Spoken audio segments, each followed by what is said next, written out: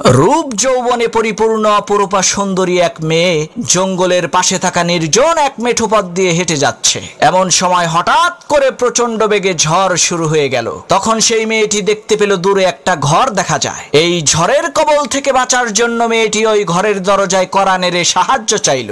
একজন টকবগে যুবক ছেলে ঘরের ভেতর থেকে দরজা খুলে সেই সুন্দরী মেয়েটাকে আশ্রয় দিল। এদিকে দিন পেরিয়ে রাত হয়ে যাচ্ছে, কিন্তু ঝড় বৃষ্টি থামার কোনো নামগন্ধ নাই। এমন সময় মেয়েটি দেখতে পেল সেই যুবক ছেলেটি তার হাতের আঙ্গুল মোমবাতির আগুনে পুড়াচ্ছে। এই দৃশ্য দেখে মেয়েটি প্রচন্ড পরিমাণে আশ্চর্য হয়ে বলতে লাগলো, হায় হায় সর্বনাশ, এটা কি মানুষ নাকি অন্য কিছু? পরের দিন সেই মেয়েটি বাড়িতে যেয়ে তার বাবার কাছে সব ঘটনা খুলে বলল, কাল রাতে তার সাথে কি কি হয়েছিল। তখন সেই মেয়েটির পিতা সেই ছেলেটিকে এসে জিজ্ঞেস করলো, বাবা, গতকাল রাতে মোমবাতির আগুনে তোমার হাতের আঙ্গুল পুড়িয়েছো কেন?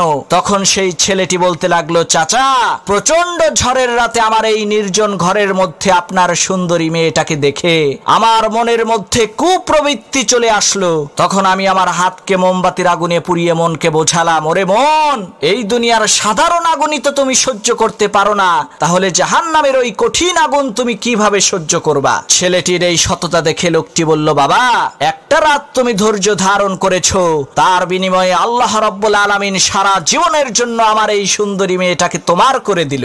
আজই আমি আমার এই সুন্দরী মেয়েটাকে তোমার সাথে বিয়ে দেব, কারণ তোমার মতো সৎ ব্যক্তি খুঁজে পাওয়া এই দুনিয়াতে দুষ্কর।